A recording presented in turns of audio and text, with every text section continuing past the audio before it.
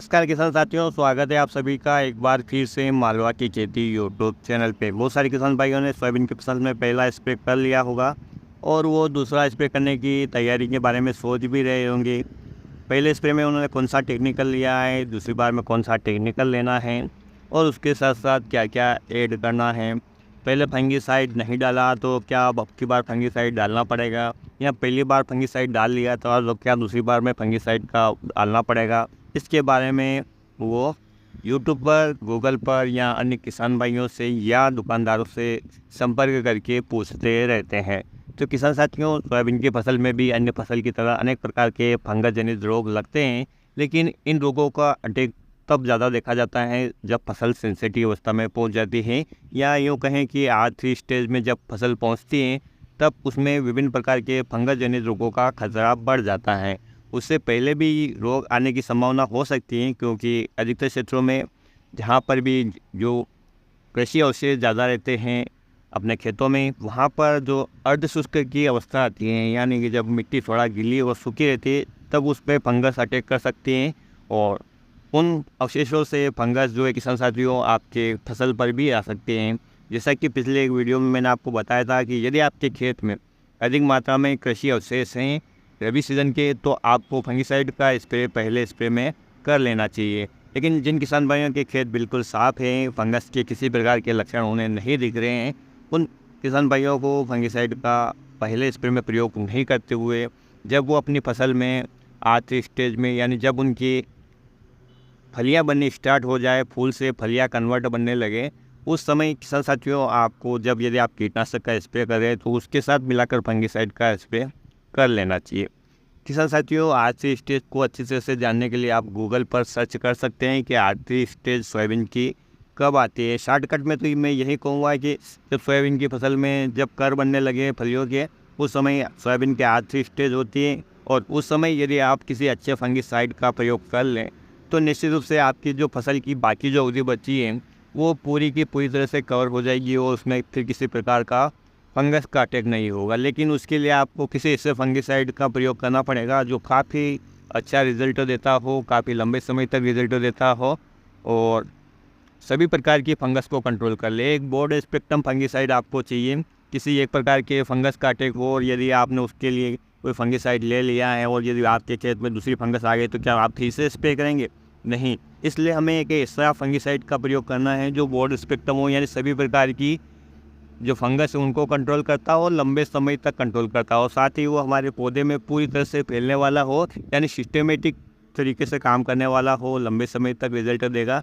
तो निश्चित रूप से हमारी जो बाकी की फसल अवधि वो पूरी तरह से सही गुजरेगी और फिर फसल में कोई रोग नहीं आएगा। तो हमारी जो फसल है वो पकने में पूरा समय लेगी और जब फसल पकने में पूरा समय लेती है तो हमें अच्छा उत्पादन मिलता है। इसी रोग के कारण यदि फसल शीघ्र पक जाती है किसान साथियों, तो दाने हैं वो छोटे रह जाते हैं, फलियों में सही तरीके से दाने नहीं पड़ पाते हैं, कई फलियाँ पोची रह जाती हैं, इस प्रकार की समस्याएं देखी जाती है। तो किसान साथियों, जब आपकी फसल आखिरी स्टेज में या कर बनने की अवस्था में आ जाए तब आपको फंगीसाइड का प्रयोग करना है। और जो इस समय अभी तक के रिज़ल्ट में किसान साथियों जो सबसे बढ़िया फंगीसाइड है वो है BASF कंपनी का फ्रैक्सर।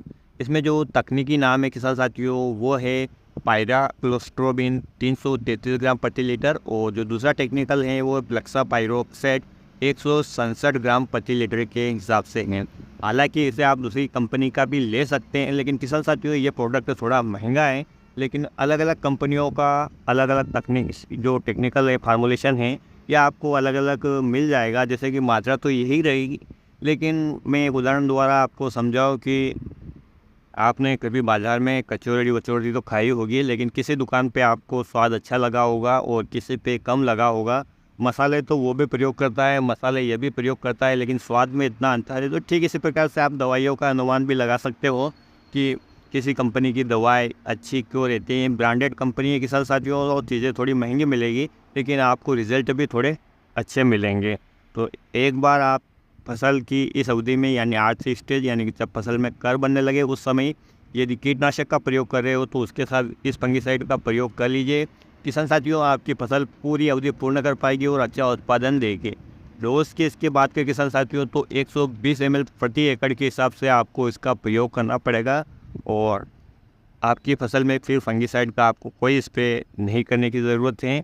और इससे भी पहले यदि आपकी फसल में किसी भी प्रकार का फंगस का अटैक नहीं हुआ है तो भी आप इस अवस्था में प्रिवेंटिव रूप से कर दीजिएगा, क्योंकि हो सकता है आगे समय मिले ना मिले, या फिर जब फसल में रोग हावी हो जाए उसके बाद यदि आप उसमें कोई फंगिसाइड का प्रयोग करेंगे तो फिर उतना रिज़ल्ट आपको नहीं मिल पाएगा। तो इस अवस्था में आपको इस फंगिसाइड का प्रयोग करना ही करना है। इससे पहले यदि आपने नहीं किया है या कर लिया है तो भी आपको इस अवस्था में आकर इस फंगिसाइड का प्रयोग करेंगे तो आपको अच्छे रिज़ल्ट मिलेंगे। किसान साथियों, कंपनी का नाम मैंने आपको इसलिए सुझाया है क्योंकि ये बहुत ही जानी मानी और इसका जो ये प्रोडक्ट है बहुत ही जाना माना पहचाना और एक अपना नाम बना चुका है और इसके रिज़ल्ट भी अच्छे हैं।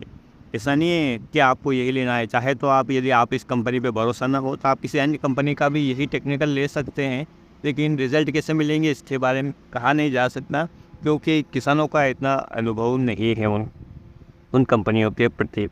तो आज की वीडियो में इतनी जानकारी किसान साथियों, उम्मीद करता हूँ कि ये जानकारी आपको पसंद आएगी। पसंद आए तो प्लीज़ वीडियो को लाइक, चैनल को सब्सक्राइब और अन्य किसान भाइयों के हित में इस वीडियो को शेयर करना ना भूलें।